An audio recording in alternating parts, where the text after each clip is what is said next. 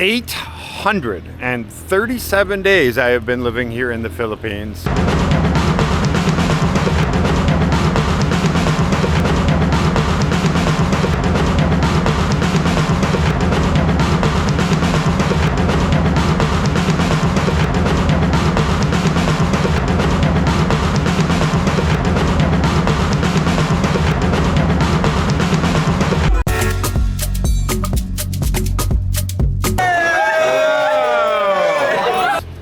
Coming all the way from Canada, where things are much colder, and I have not regretted a single moment. Sure, there are things that I went through that might have been difficult at times, but you had to go through them to really enjoy the great times. And there has been a ton of great times here living in the Philippines.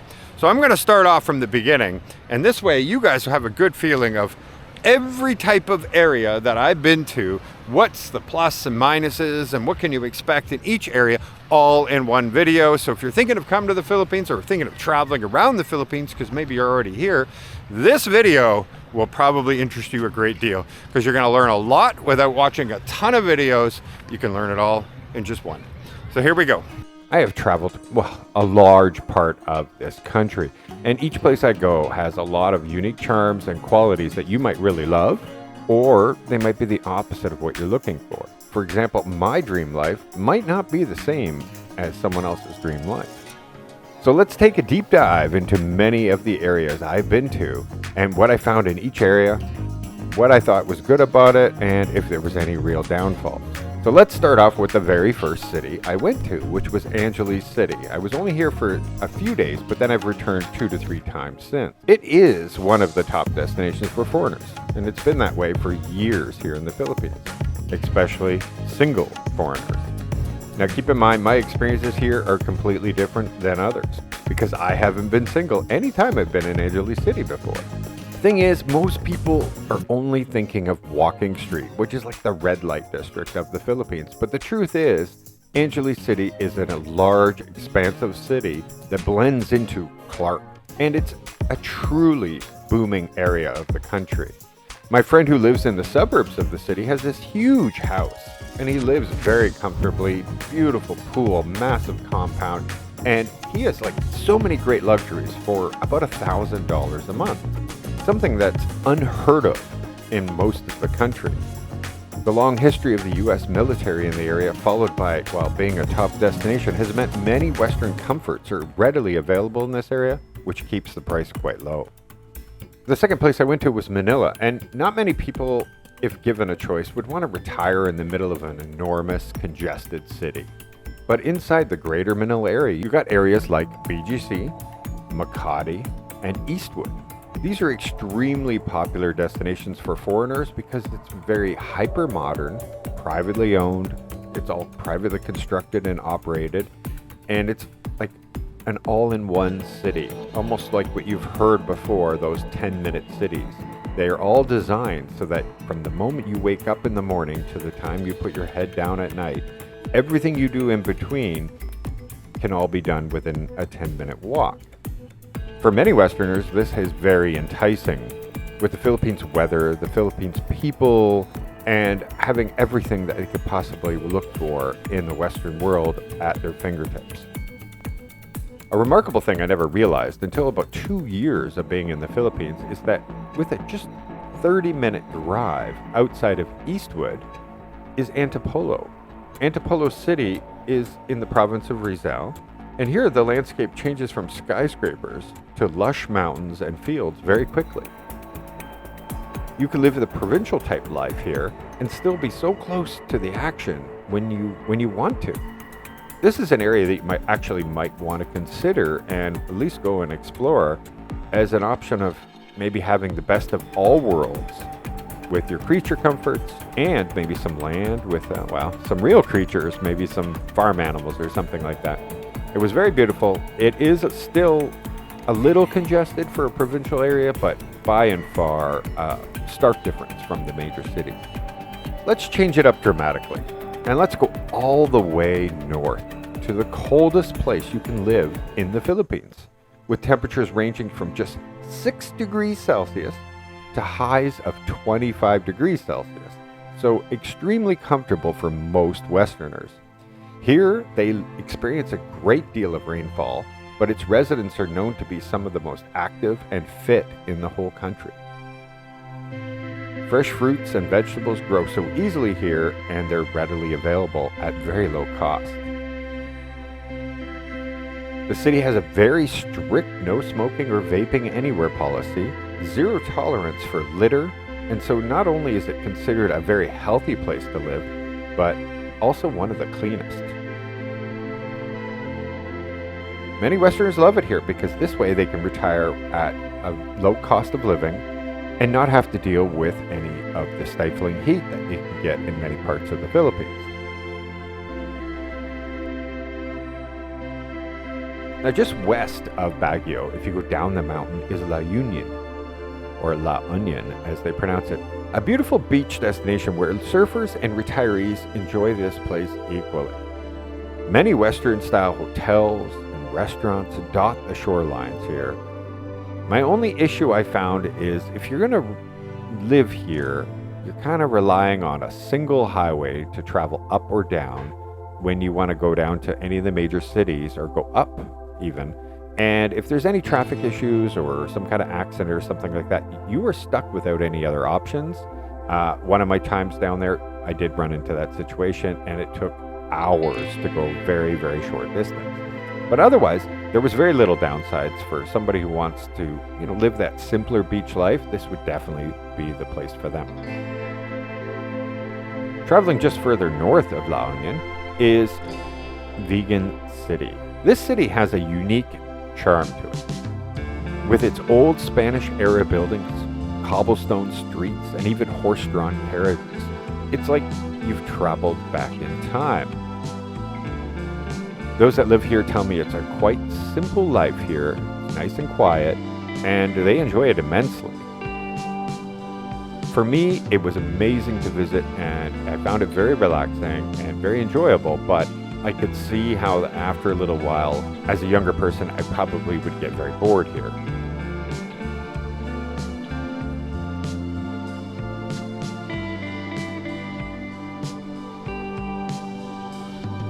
All right, let's go back down south again to a place you probably very likely have heard of, Subic Bay, the famous location of the U.S. Navy base that was opened from 1901 to 1992. With such a long history of Americans living and working in that area, you can just imagine the infrastructure and conveniences of the Western life are very easily found here. There's great steakhouses, yacht club, Western-style housing, apartments. It's considered one of the safest places for typhoons by the United States Navy. Barrio Barreto, which is just down the road and still kind of considered part of Subic Bay, is still one of the most popular places for expats to retire, hang out. I had a good time hanging out with some of the expats that live there, playing their dart game with them. It was a great time. A province that I would consider one of the most overlooked and underrated in all of the Philippines just happens to be only 30 minutes drive of Subic Bay, the province of Bataan. I recently was invited to tour the whole province, and I was absolutely blown away. It's a little strange because it's very close to Subic Bay, Clark, and even Manila, yet it feels like an entirely different place. Unlike those areas that are nearby, this province is still very underdeveloped. Beautiful countryside, some of the most beautiful resorts I've ever had the pleasure of visiting was here, including one of the Philippines' best kept secrets, La Casa Filipinas de Aquazar. It's like a town that is also a museum, that's also a resort, featuring not replicas, but actual buildings carefully taken apart and reassembled in one destination from all over the country in order to restore old historic homes and hotels, convention centers, those kind of things. After my trip around this province, I considered it in my top 3 places I would like to settle down in the country. So let's travel back across where Manila is and then just go south to the areas that are surrounding the Taal volcano. I've experienced many places in this area like Tagaytay, Lipa, and Batangas. Because the volcano is still active and it's erupted 38 times in modern history, the area around the massive supervolcano is extremely fertile and lush, thanks to the many layers of volcanic ash. The mountains provide more rain and cooler temperatures that is favored by expats because of its proximity to Manila for conveniences, but far away that the air is clean and the waters are clear. In my travels to Taal, I spoke with a couple who had lived there for 2 decades and they loved it there. But they also talked about the difficulties of dealing with the mountains of ash they got, and it got everywhere every time an eruption takes place. But outside of that, they felt like it's still a small risk for the beauty that they get to live in. Let's shoot down south a little bit, and we're going to go to the province of Romblon. I've been to this island here called Tablas. It's an island that's very few people even talk about, but I think it definitely needs more attention. My travels here were extremely enjoyable. This town here of Laoc is a great example of a town who managed ecotourism so well. The resorts here were immensely enjoyable, and the Bay of Laoc is where all the ships in the area go to wait out typhoons, as it's a natural protected area. So if you are looking for an area that really cares about the environment, really enjoys the outdoor living, you really should take a look at this area because you're going to get fantastic pricing and you're going to be surrounded by absolute beauty. Now, if we just go to the far west of the Philippines, the further side, we have Palawan. I personally have not been to most of Palawan except for to Coron, which is the smaller island at the top of the province. Very, very well known for its laid-back lifestyle and epic island hopping to some of the most beautiful destinations, often islands that you have lots of people out there swimming and enjoying. But then there's also a ton of little islands out there that have very few people on them, and costs are actually quite low. But the downside to this is there are a lot of things that they don't have. There is no major shopping malls. There is many government offices that are not located on the island, like the LTO for your licensing. And so therefore you're going to have to go to a bigger city, or you have to get on a plane in order to go anywhere to get these type of things taken care of. But if you prefer the slower life, that tourism type life where there's restaurants and bars even open in the middle of the night, well, you might have just found your paradise here. Properties are still considered very low and plentiful. Now let's go to the other island everybody knows outside of Palawan, and that is Boracay. And I know this island extremely well since I was living there for 8 months straight.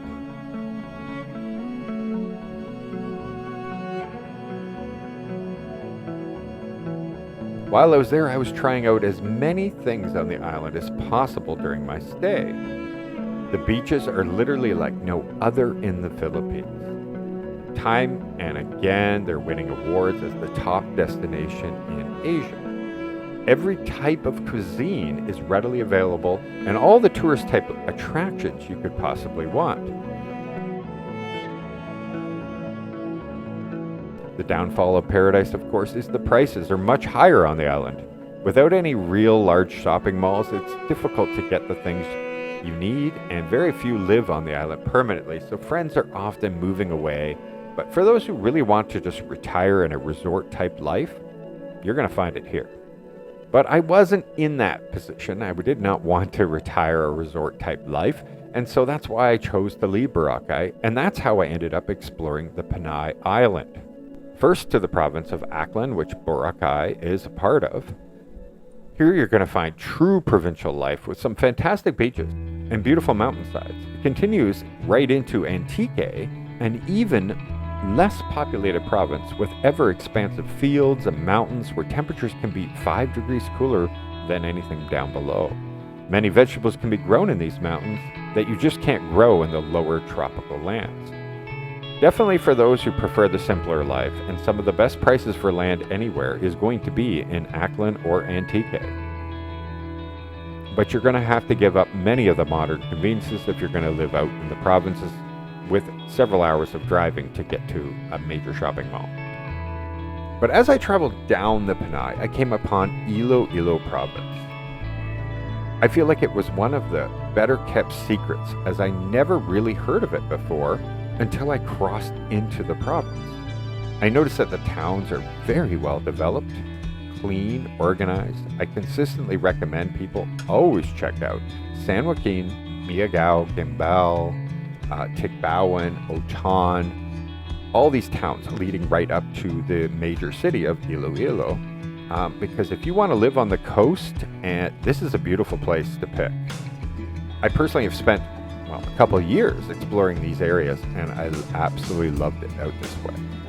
Iloilo City is the largest city in the entire island, the Panay, and it's rated one of the top first-class highly urbanized cities. It's growing at incredible breakneck speed, with a focus on urban living, with an ever-growing expanse of esplanade that crisscrosses the city in every direction. Bike lanes, proper traffic and parking enforcement, clean rivers.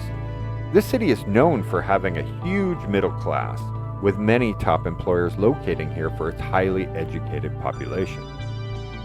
The downfalls, it's quite popular, so the cost of living is increasing at a faster rate than normal, and as it grows, the traffic will only increase. So my only concern would be that potentially, in the next few years, they're going to be dealing with a lot of traffic. But overall, it's considered one of the best livable cities by many, including myself. And now, if you're a single person, it's more for a place for people to settle down and live their daily lives. Across from Iloilo City, with a 10-minute ferry ride, is this beautiful island of Guimaras, known for being the home of the best mangoes in the country and perhaps the world. I can tell you from my own opinion, that's a very true statement. Here, there are many beautiful resorts and some of the best paved and mostly empty roads to go cruising around the whole island on a motorbike. It's expected by 2030 to be a top destination, as the bridge to Iloilo has already started construction recently, which will drive up the value of properties tremendously when it's finished by 2030. Now let's go back over to the Panay, because we have several more amazing destinations here that I have visited. Just north of the city is Santa Barbara, where the oldest golf course in all of Asia is located. Completely private, of course, so if you don't know a member, unfortunately you won't be able to go golfing there. The area is home to some major developments that are considered the premium suburbs above Iloilo City, with only 5 minutes to the airport. Now if we head east, you'll arrive to this town called Bataan. This is the Christmas capital of the Panay. Each year they put on a performance like no other, often seeming as big as a New Year's celebration in New York City. This is something not to miss every year.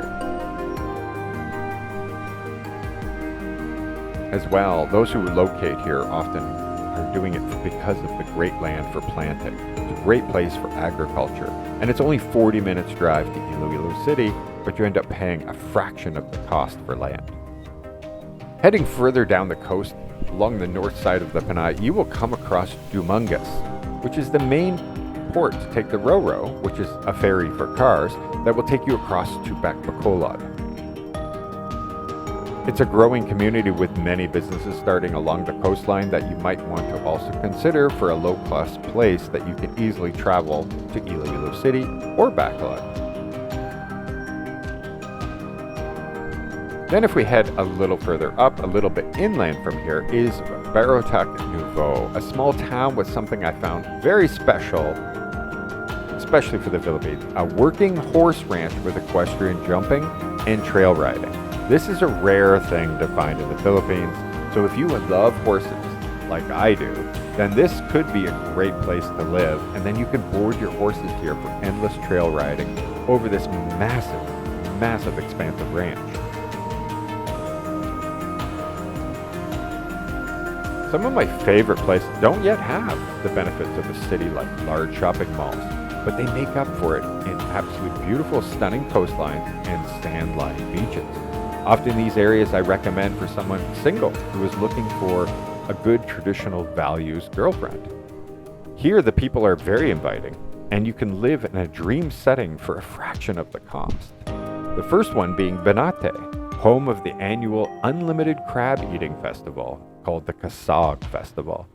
Here, a couple of my friends have found the potential to meet a partner very high, and it's a relaxed town right on the national highway along the coastline. I've been here several times and have enjoyed my time here immensely. Next, I traveled to Ahui.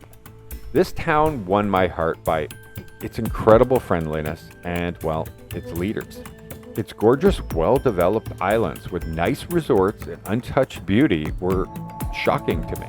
The town is so inviting, the mayor assured my viewers on the video that you can get land on a road for as low as 15 to 20 pesos per square meter if you're looking for agricultural land alongside its mountains that face the coastline. So that's an incredible price.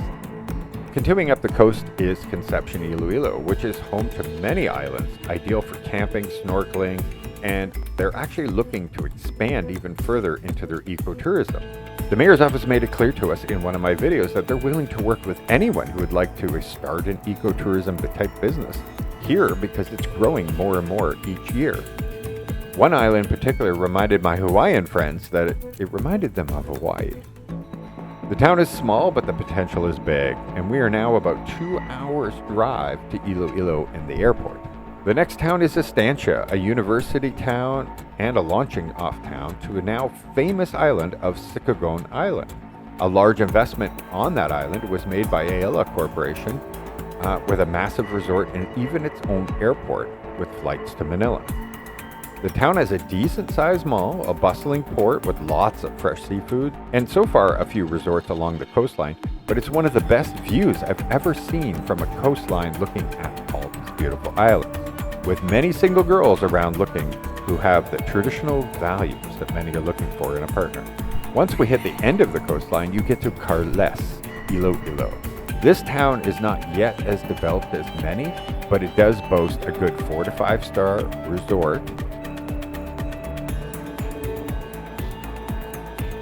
a treasure that most have never heard of, often compared by those who do go to Palawan, but without the huge amount of tourists. This is called Gigantes Islands.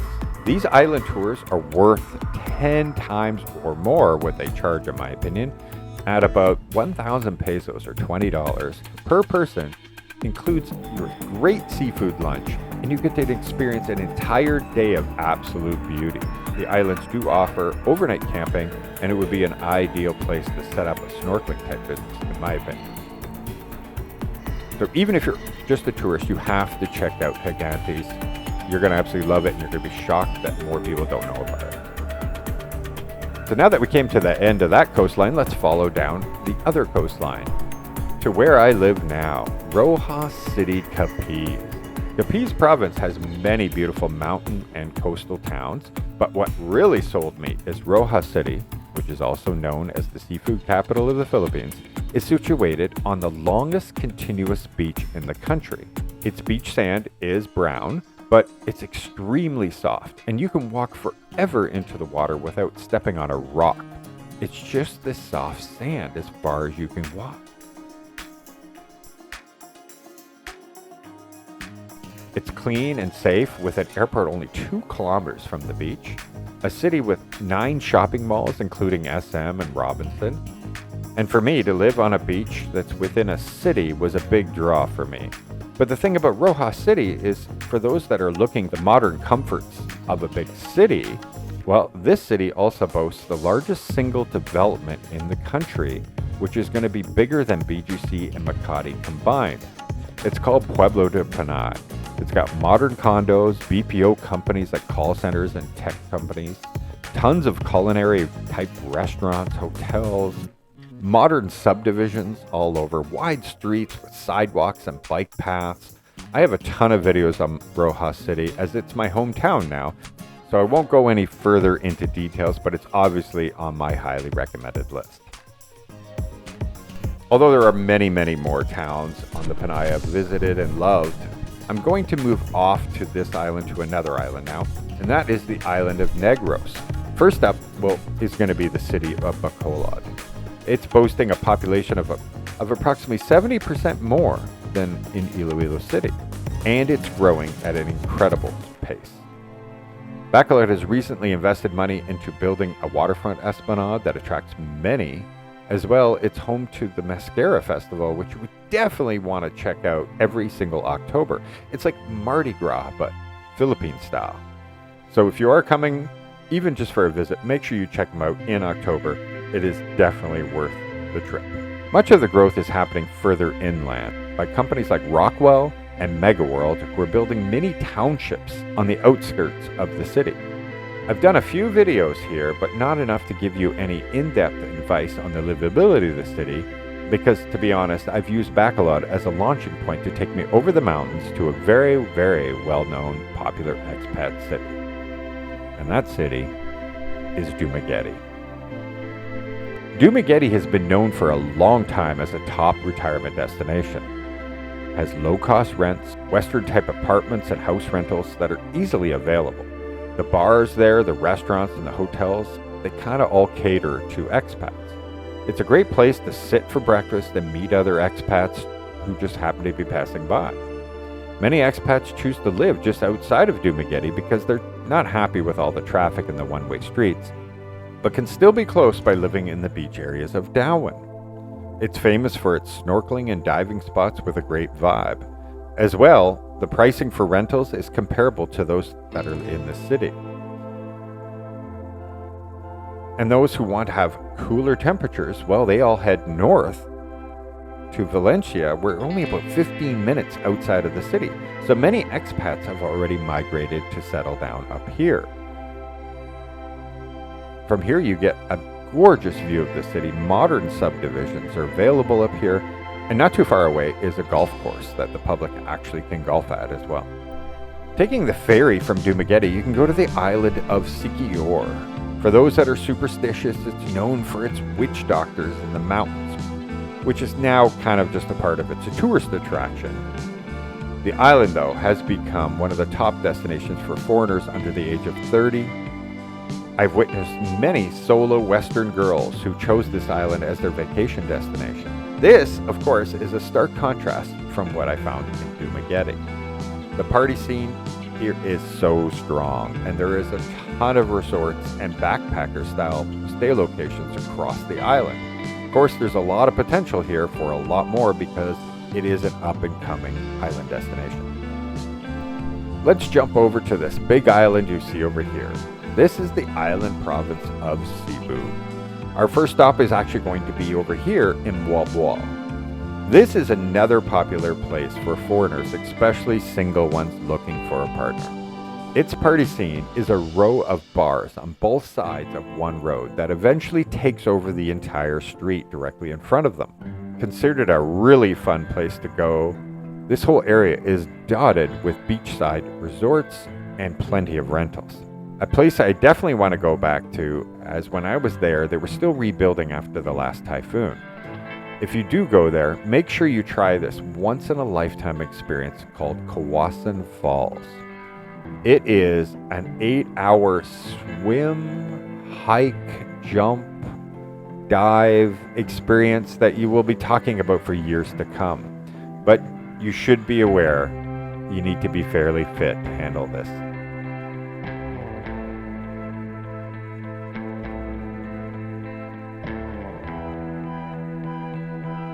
But definitely give it a try if you can.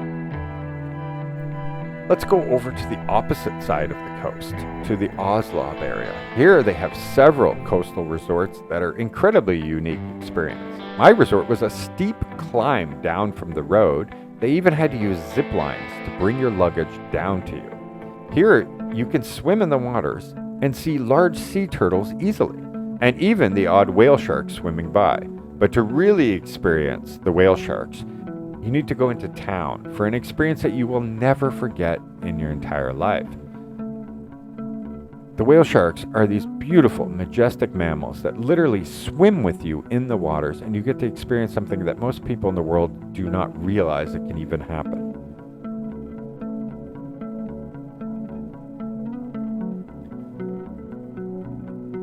Let's head to the place many people are considering. Although there are several places along the way to get to it that you might be considering, I will warn anyone, if you're thinking of living down this coast and that you can easily drive into the city when you need things, you'll be very disappointed by the enormous amount of traffic to get in and out. Cebu is a sprawling city with many suburbs, but the vast majority who want to live in this city want to live near Cebu IT Park. This area is ideal for like a single guy looking for a partner who has a good job and working maybe in one of the tech or outsourcing companies in the area. The park itself attracts many people to the area to easily start up a conversation with. I wasn't single when I was here, but I had plenty of girls hitting on me, and they had their ID badges from their workplace. It was probably what most of you are looking for. Just north of the city have some of the most amazing views of the city, and their destinations up there are unreal, like the Temple of Leia. This place was built as a memorial for somebody's wife. It's open to the public, and it's definitely worth the visit. It's not like anything you could ever imagine. And a major international airport located on the island of Mactan. Mactan itself is also a destination for many expats, as it's an upper-class area with high-end resorts and upscale condo projects. Being so close to the airport is very desirable for many, with the added bonus of some nice beaches, but of course, having a single bridge to go back and forth can be a bit of a traffic problem for some people. My last place I'm going to talk about for this video will be the island province of Bohol, reached by a ferry from Cebu. Bohol is quite a large island, but most things are located along the coastline. A tourist destination for many, with things like the Chocolate Hills, the Tarsier Monkeys. But my favorite thing to do on the entire island for a tourist is the Lobok dinner cruise. This was a lot of fun. You get to eat, and they have live music, and they take you down this river. Then there's a tinkling performance that's held by a bunch of performers down at the end of it, and then they take you back. The whole thing was a great experience. It's definitely worth the money. And there you go. That wraps up the overall of my travels from the last 837 days in the Philippines. And you know what? I'm looking forward to seeing many new places, as I'm always looking for suggestions. So if you can think of any suggestions to give me or share with the rest of us, please put a comment down below, because I'm going to be looking for many new locations to go and visit.